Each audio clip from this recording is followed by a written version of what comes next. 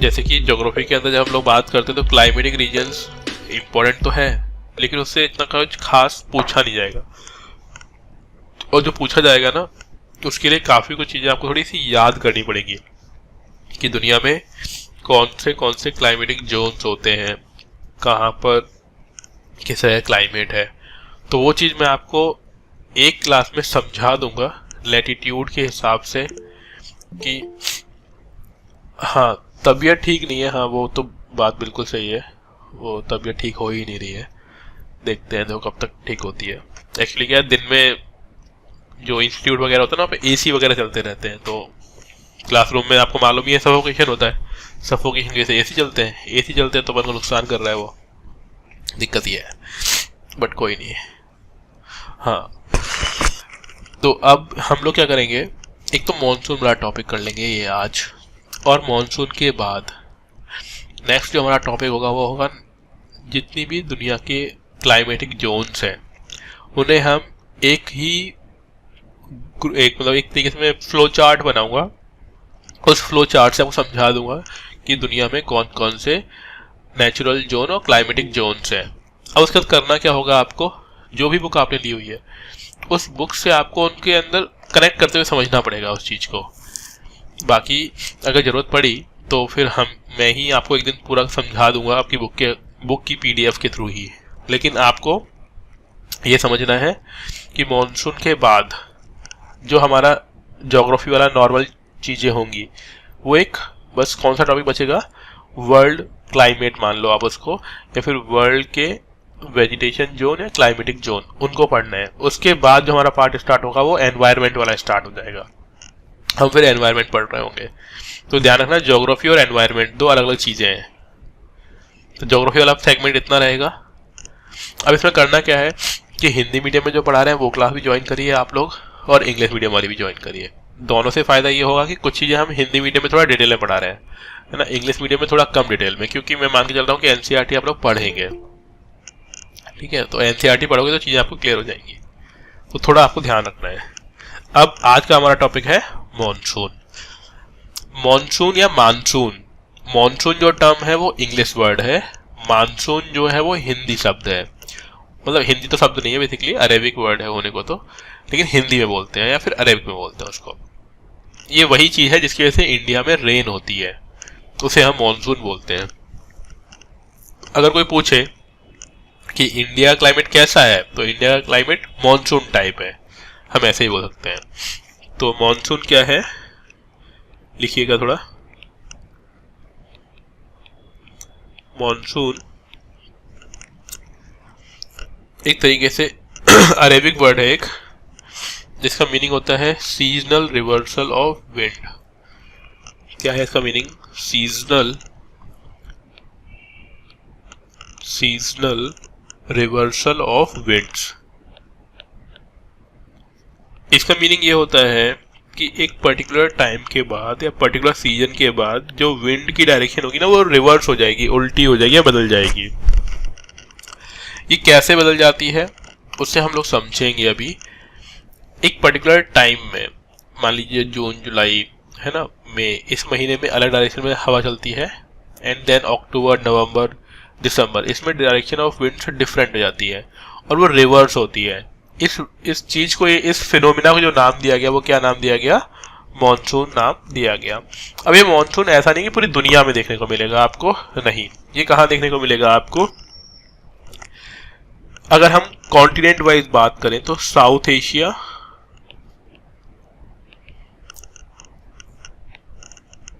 South east Asia, लिखते हुए चलेगा, south Asia, south east Asia, Australia, या इनके आसपास जो कंट्रीज हैं साउथ ईस्ट एशिया में या ऑस्ट्रेलिया के आसपास, उन कंट्रीज में आपको मॉनसून का इफेक्ट देखने को मिलेगा। अगर इसमें कुछ और नाम अगर हम जोड़ना चाहें तो कौन कौन से नाम जोड़ सकते हैं, जैसे कि south America,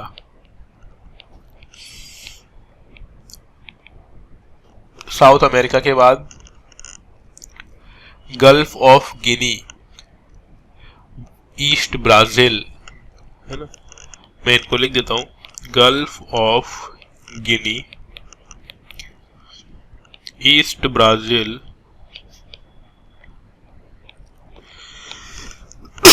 sorry, east Brazil के अलावा मेडागास्कर, है ना, आपने नाम सुना होगा, अभी बार बार ये नाम आएगा, मेडागास्कर।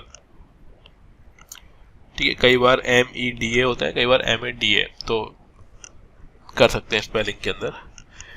अगर MEDA आ रहा हो तो वो आप लिख लीजिएगा, मेडागास्कर। ठीक है, ये आ गए। अब इसमें होता क्या है, बेसिकली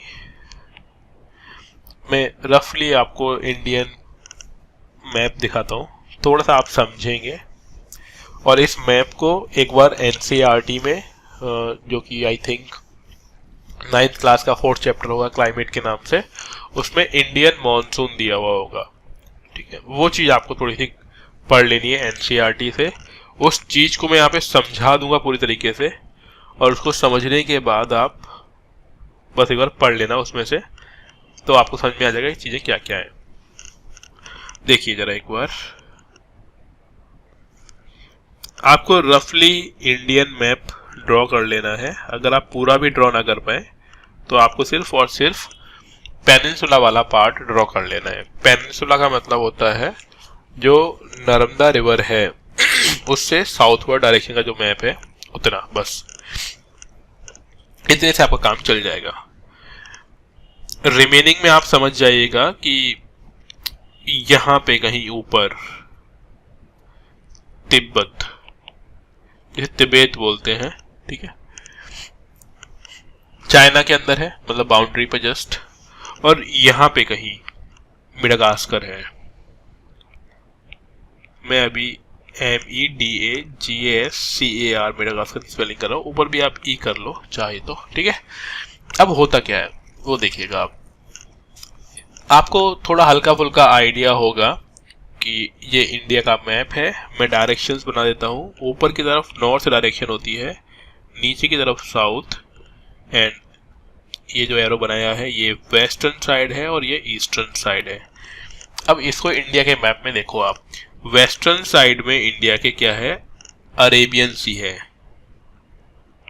अरेबियन सी,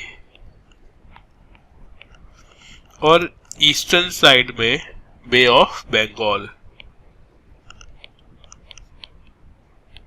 इतनी बात क्लियर है, ये बात समझ में आती है आप लोगों को? यानी बेसिकली इंडिया के एक तरफ अरेबियन सी वाटर बॉडी है, दूसरी तरफ बे ऑफ बंगाल की वाटर बॉडी है, यानी पानी है। गर्मियों के टाइम में होता यह है कि मेडागास्कर पे बनता है हाई प्रेशर, और यहां तिब्बत पे बनेगा लो प्रेशर। इंडियन मॉनसून समझा रहा हूं मैं आपको, ठीक है, समझिएगा ध्यान से। तिब्बत पे क्या बनेगा, लो प्रेशर, और मेडागास्कर पे क्या बनेगा, हाई प्रेशर। तो होगा क्या, हम लोग क्या जानते हैं, हाई प्रेशर से विंड्स किसकी तरफ चलती हैं, लो प्रेशर की तरफ चलती हैं। तो ये विंड्स इस तरीके से मेडागास्कर से चलना स्टार्ट करती हैं, किसकी तरफ, तिब्बत की तरफ, या फिर आप ऐसा समझ लीजिए चाइना की तरफ। तो सबसे पहले अगर ये मेडागास्कर से चलना स्टार्ट कर देंगे तो कौन सा एरिया आएगा, इंडिया की अगर हम साइड वाइज बात करें तो वेस्टर्न साइड सबसे पहले पड़ेगी, और सबसे पहली फर्स्ट ब्रांच ऑफ मॉनसून जो पहुंचती है वो पहुंचती है केरला। सबसे पहले कहां पहुंचेगा, केरला में पहुंचेगा, और ये फर्स्ट वीक ऑफ जून में जो मॉनसून होता है कहां पहुंचता है, केरला में पहुंच जाता है। देखो होता ये कि ये जो मॉनसून की विंड्स हैं वो पूरे इंडिया में फैल जाती है, लेकिन दिक्कत ये आ जाती है कि वेस्टर्न साइड में क्या है, वेस्टर्न घाट है। क्या है यहाँ पे, वेस्टर्न घाट जानते हो क्या चीज है, हाँ जी, वेस्टर्न घाट है माउंटेन्स। क्या है ये, माउंटेन्स। अब सोचो कि विंड्स आ रही हैं, अब विंड्स कहाँ चलना स्टार्ट हुई थी, मेडागास्कर से। बीच में क्या मिला, वाटर बॉडी क्या था, अरेबियन सी। तो हवाएं चल रही हैं, और जब हवाएं किसी वाटर बॉडी से ऊपर से आएंगी तो क्या आ जाएगा उसके अंदर, नमी आ जाएगी, हवाओं में क्या होगी, नमी, जैसे हम लोग को क्या बोलते हैं, मॉइस्चर।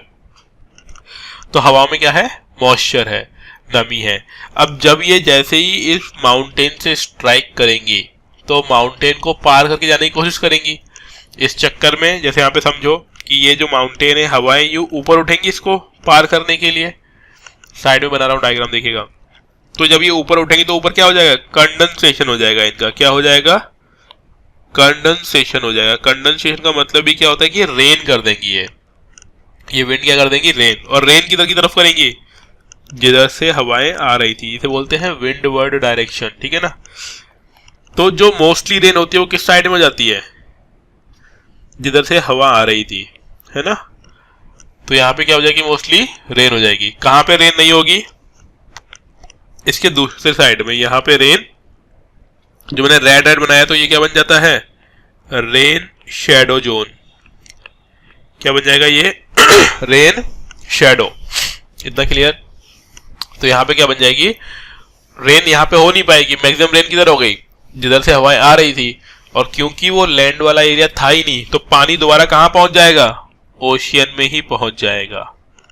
ये बात समझ में आई, मैंने रेड रेड बना दिया है, दोबारा से पानी कहाँ पहुंच गया, ओशियन में ही पहुंच गया। लेकिन ये हवाएं उस माउंटेन की हाइट कम होने की वजह से, यानी वेस्टर्न घाट की हाइट बहुत ज्यादा नहीं है, जैसे हिमालय ऐसा नहीं है। अगर हिमालय जैसा होता तो हवाएं पार ही नहीं कर पाती। तो ये हवाएं पार कर जाती हैं इसको, और ये आगे बढ़ते हुए जाती हैं और पूरी कंट्री में रेन करेंगी ये, ठीक है। ये इस तरीके से। अब इसकी 3 ब्रांचेज होती है, एक होती है केरला की ब्रांच, एक मुंबई वाली ब्रांच, और एक मतलब मुंबई यानी महाराष्ट्र वाली ब्रांच जहां से विंड एंटर करेगी, और एक होगी गुजरात। और इस तरीके से पूरी कंट्री में रेन करती है। बट जैसे ये रेन करते हुए आएंगी, फिर यहाँ पे इनको मिलता है हिमालय का क्रिसेंट। क्या मिलेगा इनको, हिमालयन क्रिसेंट। तो लिखो हिमालयन क्रिसेंट। क्रिसेंट का मतलब क्या होता है कि यहाँ पे हिमालय इस एयर को ट्रैप कर लेता है। कहाँ पर, कौन सी जगह होगी ये, यहाँ पे हिमालय का क्रिसेंट बनेगा। तो आपने एक नाम सुना होगा, मौसिनराम चेरापूंजी मेघालय, नाम सुना है, हाँ, यस और नो।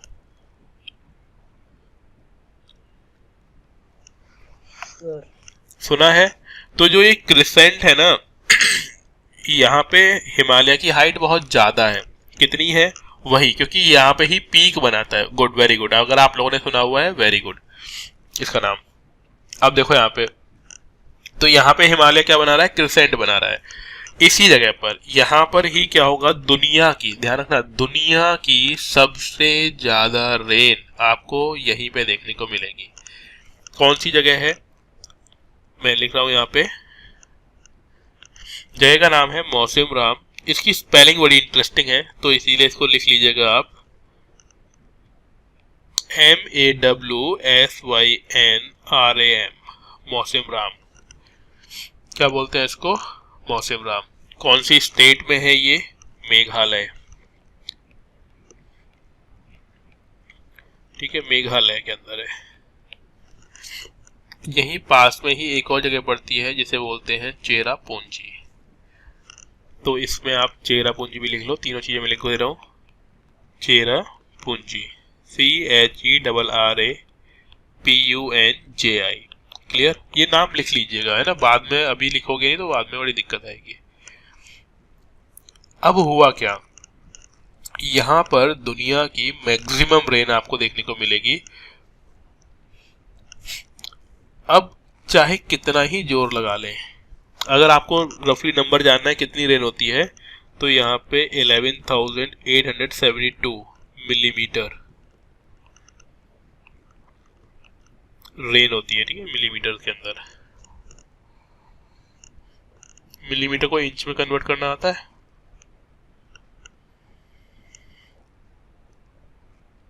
कोई नहीं, आराम से करिएगा, ठीक है। यहाँ पे दुनिया की सबसे ज्यादा रेन होती है मौसिनराम चेरापूंजी में। अब होगा क्या, ये पूरे इंडिया में रेन करते हुए आए। अब हिमालय की वजह से ये विंड्स चाह कर भी हिमालय को क्रॉस नहीं कर पाएगी। दूसरी तरफ तिब्बत है, जाना चाहते हैं तिब्बत, लेकिन तिब्बत पहुंच नहीं पाएंगे। अब देखो ये जो विंड्स है ना, रातों रात एक पॉइंट से दूसरे पॉइंट नहीं पहुंच गई। जून से स्टार्ट हुआ मानसून, जुलाई अगस्त सितंबर में यहाँ पहुंचता है। सितंबर के लास्ट वीक में आप समझ लो कहाँ पहुंच रहा है, चेरापूंजी मेघालय।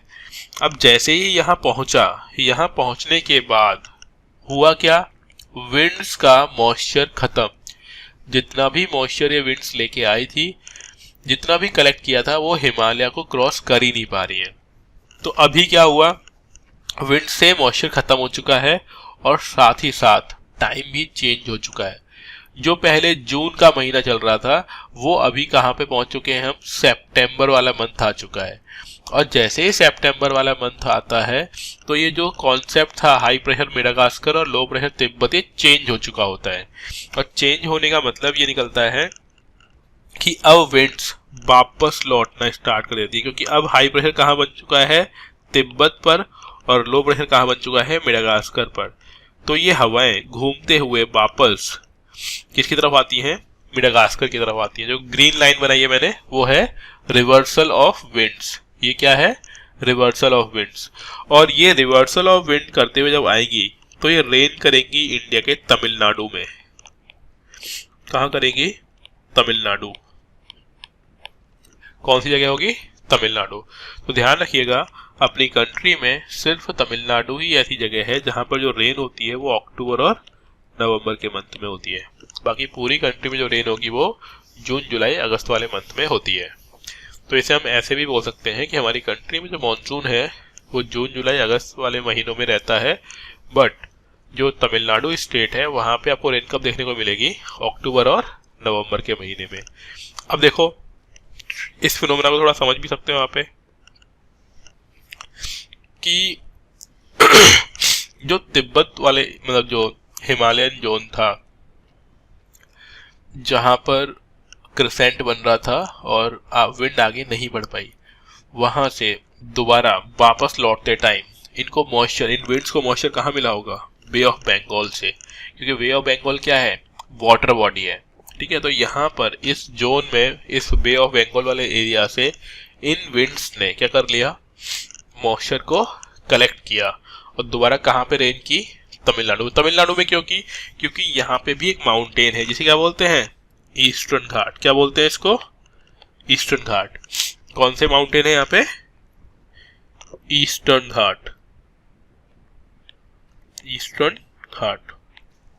इन माउंटेन की वजह से कहाँ पर रेन होती है, ईस्टर्न वाले साइड में होगी। और ईस्टर्न साइड वाले में का मतलब यह हुआ तमिलनाडु वाला एरिया। क्लियर। अब यहाँ पे समझो, अब कुछ टर्मिनोलॉजी समझेंगे। डायग्राम अगर आप एकदम से देखोगे तो आपको बड़ा गंदा दिखाई पड़ेगा, लेकिन अगर आपने स्टेप बाय स्टेप देखा होगा तो आपको ये प्रॉपर समझ में आएगा।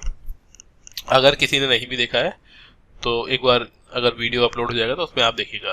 अब समझो, जब ये विंड्स सबसे पहले मेडागास्कर से तिब्बत की तरफ चले थे तो इनका नाम होता है अराइवल ऑफ मॉनसून विंड्स। क्या नाम देंगे इनको, अराइवल ऑफ मॉनसून विंड्स, ठीक है।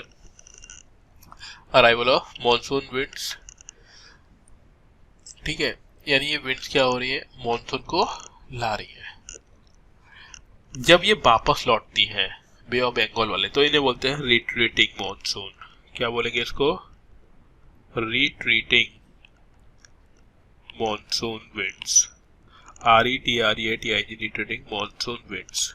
अब ऐसा क्यों है, रिट्रीट का वर्ड कहाँ से आया, रिट्रीट वर्ड बेसिकली यूज किया जाता है जब आर्मी लड़ाई लड़कर वापस लौटती है, तो उसके लिए यूज करते हैं रिट्रीट। तो यहाँ पे हुआ क्या, जो मॉनसून की विंड्स आगे की तरफ बढ़ी थी वो रेन करके वापस लौट रही है, तो इसे बोलते हैं retreating of monsoon. Retreating of monsoon में क्या आ गया कि बे ऑफ बंगाल की तरफ जाएंगी और वापस तमिलनाडु से होते हुए वापस कहाँ पहुंच जाएंगी, मेडागास्कर में। अब यहाँ पे कोई दो तीन टर्मिनोलॉजी आपको ध्यान रखनी है। एक तो है मॉनसून बर्स्ट, एक टर्म क्या है, मॉनसून बर्स्ट। ये मैंने पहले लिखवाया है आप लोगों को कि नहीं लिखवाया है? क्लाइमेट वाले पार्ट में है, लिखवाया होगा, लिख लो यहाँ पे, नहीं तो लगातार रेन होके रह जाए, है ना, 5 से 7 दिन तक लगातार रेन हो और रेन रुके ही ना, ये कॉन्टिन्यूस रेन। तो इसे हम लोग क्या बोलते हैं? Monsoon bust. क्यों यार, बादल फट गए। मॉनसून बस्ट यही है कि बादल फट पड़े। दूसरा है मॉनसून ब्रेक। मॉनसून ब्रेक, इसका मतलब क्या होता है कि रेन हो रही है, रेन हो रही है और रेन में अचानक से स्टॉप लग जाए और 2-3 दिनों तक बिल्कुल रेन ना हो, तो उसे हम लोग क्या बोल देंगे? Monsoon break. इतनी समझ में आ गई आपको? Monsoon bust, monsoon break. अब देखो, इन के अलावा कुछ और टर्म्स भी होती हैं। जब सबसे पहले फर्स्ट टाइम मानसून आता है केरला में, तो होता क्या है, ये हल्की फुल्की तेज हवा के साथ बारिश करता है। अरे कराटा लिख दिया गया है, केरला, ठीक, केरला। तो होगा क्या, केरला में स्टार्टिंग के टाइम जब रेन आएगी तो उसके साथ थोड़ी आंधी चलती है। आंधी चलने वाला हुआ कि हवा भी और बारिश भी, तो इसे कुछ नामों से जाना जाता है। ऐसे अगर हम बात करें यूपी वाले एरिया में, तो इसे बोलते हैं काली आंधी, है ना। और यही जब केरला में होती है तो हम उसे बोलते हैं काल बैसाखी। क्या नाम देंगे इसको? मैं KAAL करता हूँ, काल बैसाखी, ठीक है। काल बैसाखी था, काली आंधी, केरला के अंदर इसका नाम है। ऐसे ही इन्हें एक दो नाम से और जानते हैं। जब स्टार्टिंग ऑफ विंड को, स्टार्टिंग विंड को, है ना, मैंगो शावर, नाम सुना ही होगा आप लोगों ने, मैंगो की बारिश, मैंगो शावर। होता क्या है, स्टार्टिंग के टाइम में जब आम पेड़ों पर लगे हुए होते हैं, है ना, पके नहीं होते पूरी तरीके से, लेकिन क्या हुआ, आंधी आई और बारिश आई, तो उससे क्या वो आम गिर पड़ते हैं धरती पर, तो ऐसा लगता है मैंगो की बारिश हो रही है, तो इसे मैंगो शावर के नाम से जाना जाता है। अब ये मैंगो शावर कहाँ बोल रहे हैं, कहाँ पे से काल बैसाखी बोल रहे हैं, ये सारी टर्म्स आपको NCERT में मिल जाएगी। नहीं तो आप जो भी बुक फॉलो कर रहे हैं वो, इसका जो टॉपिक हमने भी डिस्कस किया है वो है मॉनसून, ठीक है। मैं बेसिकली ज़्यादा बोल नहीं पा रहा हूँ आज, तो इसीलिए हम सिर्फ मॉनसून ही लेंगे। मॉनसून टर्म है, क्लाइमेट के अंदर भी मिल जाएगा आपको। आप इतना करें, जैसे ही मेरी नाक प्रॉपर ठीक होती है और मेरी साउंड ठीक होती है, हाँ बिल्कुल, काल बैसाखी केरला, हाँ हमने भी ये लिखा है, काल बैसाखी इन केरला, ठीक है। तो अपन जब तक नाक ठीक नहीं है तब तक थोड़ा थोड़ा क्लास करेंगे अपन लोग, मतलब कोल्ड अगर ठीक नहीं हो जाता है। तो इतना हमने टॉपिक कर लिया, ये हमारा आज का टॉपिक है। आप इसको देखो, ये बहुत बड़ा टॉपिक है, लेकिन अगर आप इतनी चीजें समझ गए ना और इतनी चीजों को अक्यूमुलेट करके आप एग्जाम में लिख दोगे तो मार्क्स कटेंगे नहीं आपके। बाकी तो आप बहुत कुछ पढ़ लो, बहुत कुछ लिख दो, अच्छी बात है, बट इतना तो होना ही चाहिए। ये मिनिमम रिक्वायरमेंट है मॉनसून टॉपिक के अंदर जो आपको आना चाहिए। देन अब आप NCERT पढ़ो एंड बुक पढ़ो, जो भी आपको ठीक लगता है वहां से आप इसका आंसर दे सकते हैं। अब जो अगला टॉपिक हमारा होगा वो होगा नेचुरल वेजिटेशन, और जो वेजिटेशन का टाइप और क्लाइमेटिक जोन्स है पूरी दुनिया के, वो हम अगली क्लास में डिस्कस करेंगे। क्या है, फेक्साफेडाइन 120, हाँ नहीं वो तो ठीक है, मेडिसिन में ले रहा हूँ बराबर, बस ठीक ही नहीं हो रहा। वैसे मेरे पापा डॉक्टर है ना, मतलब ट्रीटमेंट तो ले रहा हूँ मैं, बट हुआ क्या है ना, ठीक नहीं हो रहा है। कभी कभी होता है ना, कोल्ड बिल्कुल जकड़ लेता है, वो उस तरह का हो रखा है। नंदनी आप काफी लेट हो गए, कोशिश करो कि 9:30 ज्वाइन कर लिया करो। Okay, very good Neeru, good. तो ये वाला टॉपिक है अपना। तो अब यहाँ पे समझो, यहाँ पे दो चीजें और बता देता हूँ मैं आपको जो छोटी मोटी रह रही है, फिर उसके बाद हम लोग कंक्लूड करते हैं इस चैप्टर को, टॉपिक को। एक होता है कि रेंज क्या है रेन की, क्योंकि अगर हमारी कंट्री में रेन हो रही है तो एवरेज रेन क्या है। तो अगर मैं बात करता हूं कि मिनिमम, तो लगभग 25 सेंटीमीटर के आसपास रेन होती है डेजर्ट में, हमारे थार वाले एरिया में। और फिर आपको मौसम राम वाला मालूम ही है, तो मौसम राम को हम लोग बोलते हैं अबव 400 सेंटीमीटर, अगर हम सेंटीमीटर की बात करते हैं। कहाँ हो रही है? मौसम राम में।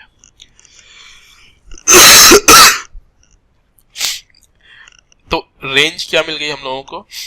25 से 400, और 400 कहाँ पे? हमारी मौसम राम में। अब ऐसा नहीं है कि इतनी हो ही जाएगी, यानी 25 हो ही जाएगी, इससे कम भी रह सकती है। लेकिन जब हम बात करते हैं ना क्लाइमेट की, तो क्लाइमेट क्या होता है? एवरेज होता है, एवरेज।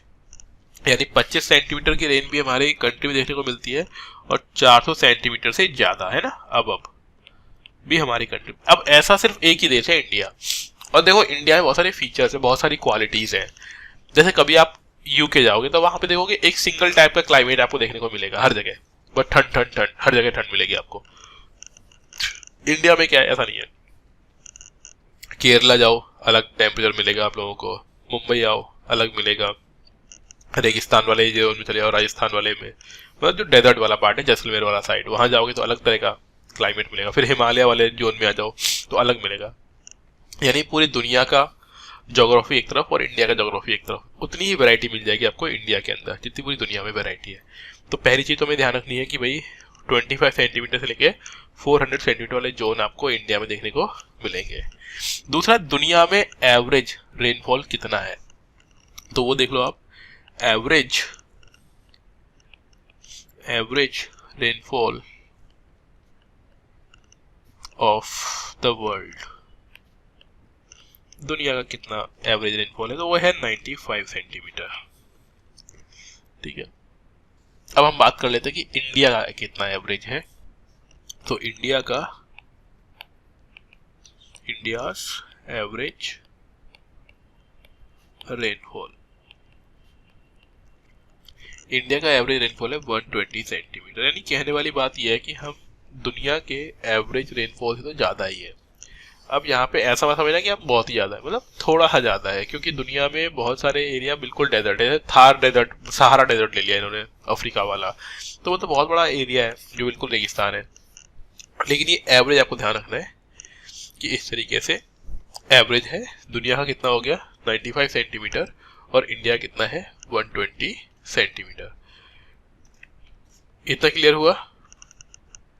सबसे कम वाला पॉइंट भी हमने देख लिया, इंडिया में आपको मिल जाता है, और सबसे ज्यादा वाला एरिया भी हमने देख लिया, इंडिया में आपको मिल जाएगा मौसम राम।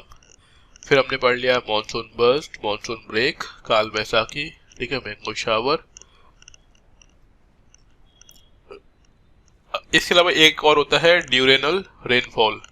ड्यूरेनल रेनफॉल का मीनिंग होता है एक दिन में होने वाली रेन, पूरे दिन में। तो दिन में मतलब कि 24 घंटों के अंदर कितना पानी बरस गया, उसे ड्यूरेनल रेनफॉल बोलते हैं। इसके अलावा हमने लैंड ब्रीज, सी ब्रीज सारा कुछ पढ़ ही लिया था पहले, है ना, मैंने आपको आई थिंक बताया भी होगा, लैंड ब्रीज और सी ब्रीज। तो बस ये हो गया हमारा कवर टॉपिक, इतना ही रखना है इसके अंदर। इसके आगे फर्दर हम लोग अगली क्लास में मिलते हैं। Okay, done. तो thank you for joining the class, मिलते हैं नेक्स्ट क्लास में।